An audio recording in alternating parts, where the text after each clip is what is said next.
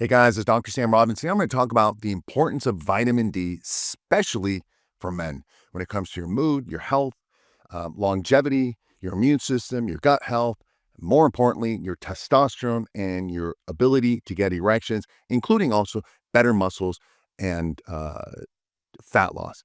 And I'll also tell you about how my own vitamin D levels, were low for many years. And just recently I did a blood test, and lo and behold, it was actually almost 50% less than it was last year. And I'll tell you why the problem was, and I would have never in a million years thought it was this problem.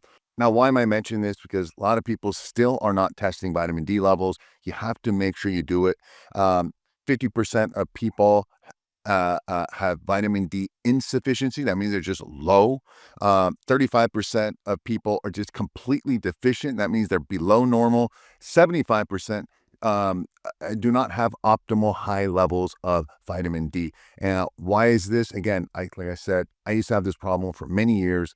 And it was only about 10, 12 years ago that I finally took care of this, and it made a huge difference. Not only in my mood, I never get sick anymore. I did notice an improvement in everything in my life. It's such an inexpensive supplement, and I tell you guys this because people don't realize what vitamin D is. It's not even a vitamin, it's a hormone.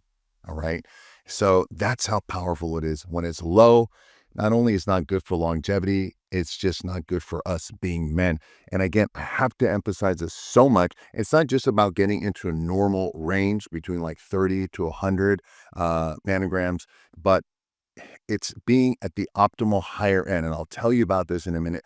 I swear to you guys, I see over and over again, almost every client that I manage and I consult with, including women, okay, their vitamin D levels are either like painfully low. In fact, at least my last 3 or 4 girlfriends, they're all like below normal, like really, really low. I'm like, Jesus, dude, why is it so low? I've had guys, and sometimes it's like a little bit above the normal bottom, and they're like, see, it's normal. I'm like, dude, that's pathetic. All right. That's like having your testosterone between 300 to 1,000, and you're like at 350. I'm like, would you be cool with that? He's like, no, man, I want it to be around 1,000, bro. I'm like, exactly. Same with the vitamin D. You want it to be the higher end.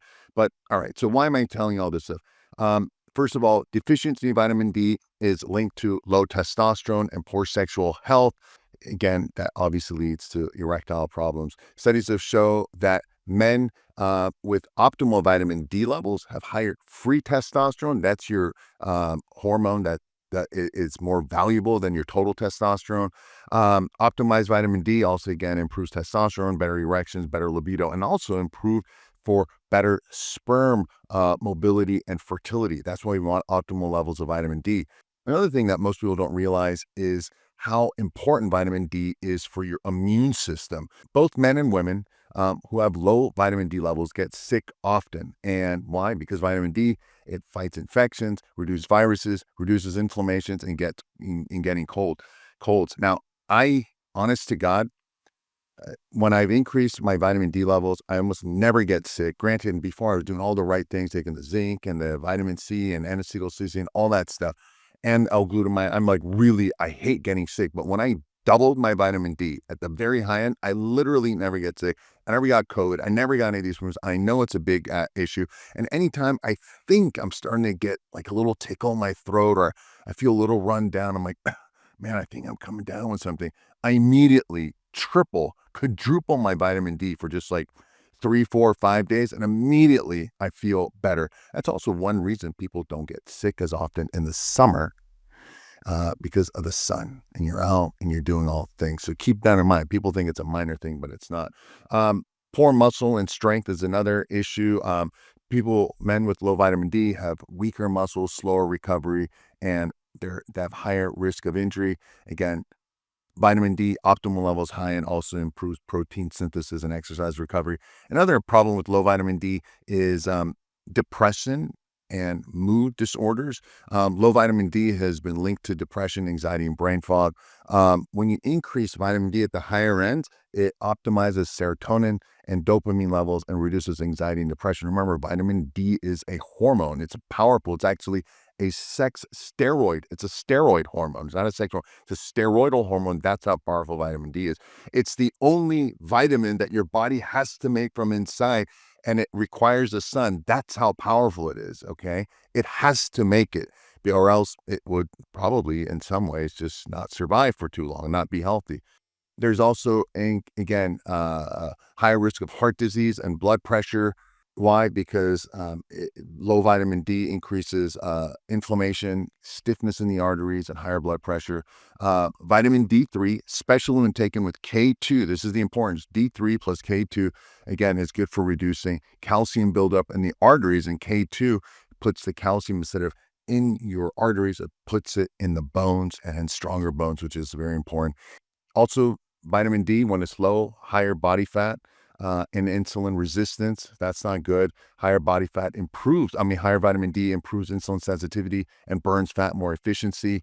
Another risk, very, very important with low vitamin D, is more osteoporosis, bone pain, bone fractures, and so forth.